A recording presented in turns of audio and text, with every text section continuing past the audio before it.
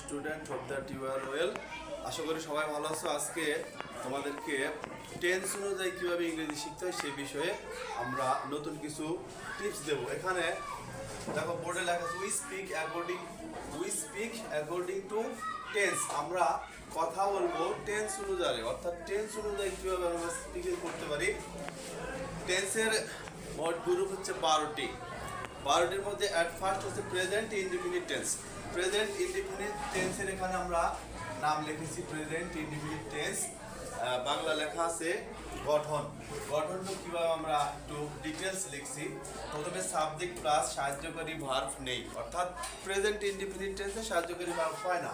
মূল ভার্বের সাথে নিচে লিখেছি যদিও এস হতে পারে। এটা হচ্ছে অ্যাকর্ডিং টু সাবজেক্ট অনুসারে। সাবজেক্ট থার্ড পারসন সিঙ্গুলার হলে সেক্ষেত্রে ভার্বের সাথে এস বা ইয়েস হতে পারে। আর লাস্ট হচ্ছে অবজেক্ট। এখানে আমি 5টা বাক্য লিখেছি। আমি ভাত খাই, আই ইট রাইস। এখানে মূল ভার্বের সাথে এস ইয়েস নাই, সাবজেক্টের পরে সাহায্যকারী ভার্ব নেই। That means present indefinite tense. এখানে সঠিক হয়েছে। সে ক্রিকেট খেলে, হি প্লেস ক্রিকেট। এখানে মূল ভার্বটা হচ্ছে খেলে, প্লে। তার প্লের সাথে একটা এস দেওয়া হয়েছে, হি প্লেস ক্রিকেট। তারপর এটা দেখো আমরা ঢাকা যাই, উই গো টু ঢাকা। এখানে কোনো থার্ড পারসন নাই, যেহেতু উই আছে। মূল ভার্বের সাথে এস বা ইয়েসও নেই।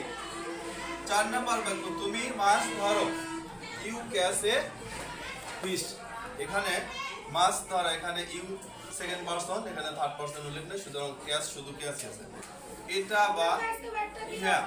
বা ইহা তৈরি হয়, ইট মেক্স। ইট হচ্ছে থার্ড পারসন সিঙ্গুলার হয়, এর জন্য মূল ভার্বের সাথে এস বা ইয়েস দেওয়া হয়েছে। Thank you everybody watching my videos.